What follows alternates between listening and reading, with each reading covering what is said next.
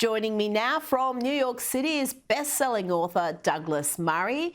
Douglas, let's start with the collapse of trust in institutions like the Justice Department and the FBI. This is what happens when you allow institutions to be captured by a political party or ideology. NBC released a poll this week showing how trust in the FBI has plummeted amongst Republicans and independents, but it's soared among Democrats. And given the manner in which they have behaved in recent years, the Russian collusion hoax, and now they're targeting conservatives, including most recently a group called Mums for Liberty, you can see why independents and Republicans are now looking at the FBI with suspicion.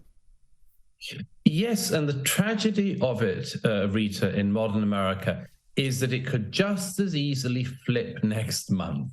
You know, when the FBI announced that they were going to investigate Hillary Clinton ahead of the 2016 election, the FBI was at rock bottom in trust among Democrats. Now that the indictment seemed to be going the way they'd favor, lo and behold, the FBI's reputation is back up among Democrats.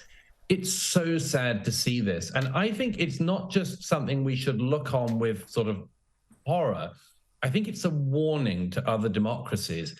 I think it's a warning of what happens when your institutions become politicized. You know, I believe that, you know, in Australia and Britain, for instance, we have all sorts of problems. Goodness knows you and I could list them. But one problem that we haven't got to the extent that America has is this way in which every single branch of government, including the secret state as it used to be known, including the police and much more, just go up and down, or they're one side's 1 month, they're another side's another. You know, it is a real lesson in what not to do if you're an institution, because countries and democracies cannot survive when their institutions are so highly politicized, and at any time they lose the trust of effectively half the population. And on that NBC poll, let's just have a look at the results. Back in 1995, it showed that 52% of Republicans, 50% of Democrats and 49% of independents held fairly positive views towards the FBI. So pretty much equal amongst all political groups there. But fast forward to 2022, and you've got Republicans with only 18% trust in the FBI. Democrats 70, they're loving the FBI, and independents have also plummeted to 37%. Douglas, both Donald Trump and Ron DeSantis, the Republican frontrunners, have vowed to tackle these institutions that most Republicans believe have been captured by the Democrats and become corrupted. Can you see that happening, and can trust be restored, at least for one half of the population? It's an incredibly hard task, Rita. I just, my own view is that Donald Trump had 4 years to try to deal with some of these institutions, and they waged such a war on him that, among other things, he was caught up in all the Russian collusion stuff, all of these, just repeated attempts to get him out, but, effectively by some people within the state. That was profoundly anti-democratic, very, very dangerous for the democracy. So, of course, Republicans have their views about it. Donald Trump's supporters would say, well, look, because he had all this stuff thrown in front of him, he didn't have time to reform it. The truth is, I think also he just didn't have a grasp of the detail required. One of the big problems in government is always the sort of politician who thinks that if they say a thing, then it happens. We've all seen that happen. It's not the case. Just because a president says he wants something to happen, you have to work every hour of the day and night to push that policy through. Because as we saw in the Trump years, as we would see again in more Trump years if we had them, you just have to keep on to every detail. And the great leaders of the West in recent decades, including Margaret Thatcher, never let a detail drop. They were on to everyone. You need somebody not just with the bravura and the right ideas, but the discipline. Absolutely. And that machinery is going to work against you, as it did against Trump, because he went in there promising to drain the swamp, and the swamp were ready for him. Now, you wrote a wonderful piece this week on the inversion of history and the creating of new myths like, I don't know, Black Americans built America and then the rest of the world, if you watch some recent productions. Tell me about this. Yes, well, it really came because in recent days we learned that there's going to be a new dramatization of Colditz. Colditz was, of course, a castle where some pretty senior military who were captured, prisoners of war, captured by the Nazis, were imprisoned for part of the duration of the war. It's a long-standing, not just celebrated story, but really a story of pride for many British people, because there are all sorts of escape attempts and daring do, but also a lot of just stiff upper lip and getting through things and much, much more. So there have been countless dramatizations of the POWs in Colditz. And then it was announced this weekend by a man who's written another new book about Colditz, that it's going to be revised, his book, and also the television serialization, revised to talk about the racism of the British officers. And yes, you heard that right, geez. Rita. Not the racism of the Nazi officers who were imprisoning the British officers, but the fact that some of the British officers didn't have the views we have in 2023 about race relations or indeed class relations. Douglas Bader, one of probably the most famous Spitfire hero of the Second World War, it's exposed, had some negative views about an Indian man who was there with them.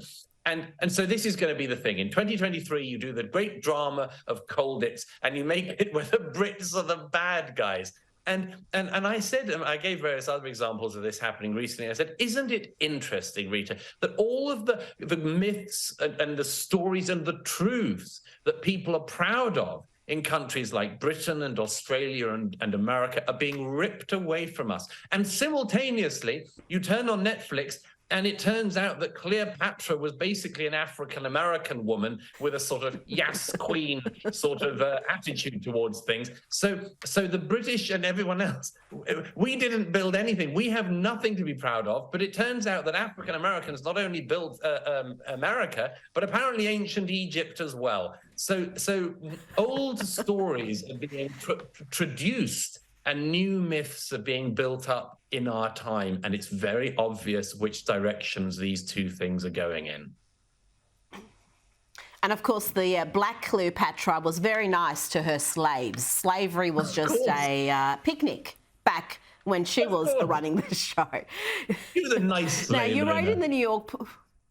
Nice slave owner, very, very generous with her praise. Now, you...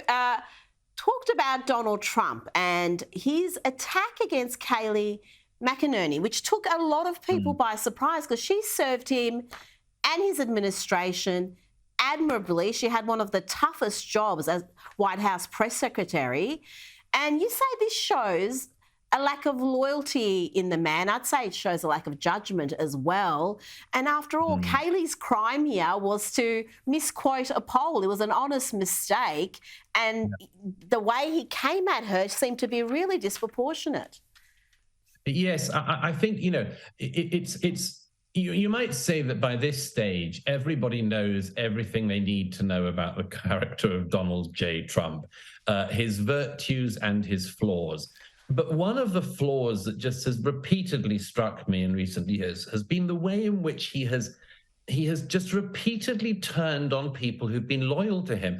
And I wrote in the New York Post just about the people in his administration, the people who worked closest with him, who, whenever they do anything, whether they're in office or out of office, that he even slightly dislikes, he just turns on them and insults him. Kayleigh McEnany was an incredibly well-respected White House spokesperson. She was terrific at taking the incoming fire from the American press, and my gosh, did she give it back at them. She's been incredibly loyal to Trump, but she's her own woman as well. She happened to be on air last week, quoted a poll that she misquoted. Donald Trump immediately takes to social media and uses all of these insulting terms about her and says, that she should be basically fired because she's not a star and only real stars should be on television. It's such a sort of further window, if we needed it, into the sort of incredible pettiness of the man. All the things that are going on in the world at the moment, all of the real enemies that America faces and that Donald Trump faces politically. And what does he do? Once again, he rewards somebody who has been very loyal to him and very good for him with a very ugly, nasty public beating. As I say, it's hard to think that anyone can find out anything new about the character of the man by now. But I thought it was very telling. And of course, there's been another indictment against Trump today. Do you think that's going to do anything to slow him down as he battles Ron DeSantis for that Republican nomination? You remember, Rita, that Donald Trump, when he was running, famously said that he could shoot somebody on Fifth Avenue and his supporters would still love him. It's a very accurate statement by the former president. There is a very significant, maybe 30% of the American voting public, or the Republican voters, rather, I should say, who will stick with him, it seems, no matter what. The interesting thing is that even through the legal travails he's had to date, even before the events of the last 24 hours, every time Donald Trump is in legal trouble, his support base either stays the same or actually goes up. Mm-hmm. And I think this is something that people, including the various prosecutors and co, have to be very aware of. If they're carrying out political prosecutions, they should be aware that the Republican base recognizes that to be the case. It goes back to where we started about trust levels in the FBI and other institutions. Exactly.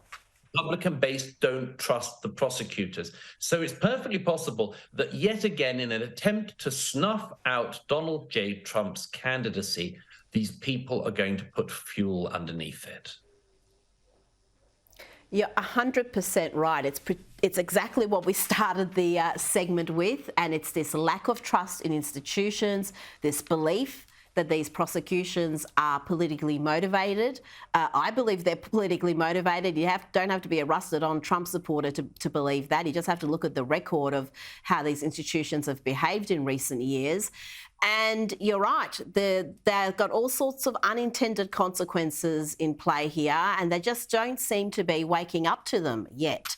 Now, finally, I've got to ask you about this. The UK, we're hearing more reports of social media outlets colluding with government agencies to suppress free speech. The British government had a secret unit called the Counter Disinformation Unit, very Orwellian sounding there, and it worked with social media companies, Douglas, to censor speech that was critical of lockdowns and mandates and mask restrictions, all that madness. This was happening not just in the US, as we've found out through the Twitter files, but in Australia, in the UK, and I would hazard to guess elsewhere. Yes, and I think the thing about this story, Rita, is it just chimes in with something that so many of us sort of vaguely intuited at the time. There was something so strange about the way in which, governments around the world all would say the same thing in lockstep. The portions of the media were all expected to say the same thing. And I think that there was just, some of us sort of whiffed at the time. There was something off about this. And now we know one of the reasons why there was something off about it, which is that there was a concerted effort at a government level, colluding with others, including in social media, to basically dampen down voices that were skeptical of government policy. I think it's quite extraordinary. I think there's a lot more to come in this, because remember, the voices that they were dampening down and getting off social media included, scientists from Oxford University, people like Jay Bhattacharya of Stanford. There were sort of serious figures. And I think this is, in a way, the most worrying thing. It's very worrying when any member of the public is effectively sort of muted or silenced by government diktat. But the fact that they could do it with respected figures whose voices we could have done with hearing more, That's something really worrying. And as you say, there is something very Orwellian about this, about government and secretive units deciding not just what the public can say, but what we can hear. I hope that in the endless rolling COVID inquiries to come, there's going to be a real look at exactly what happened at that level and when. Douglas Murray, thank you for joining me tonight. Great pleasure as always.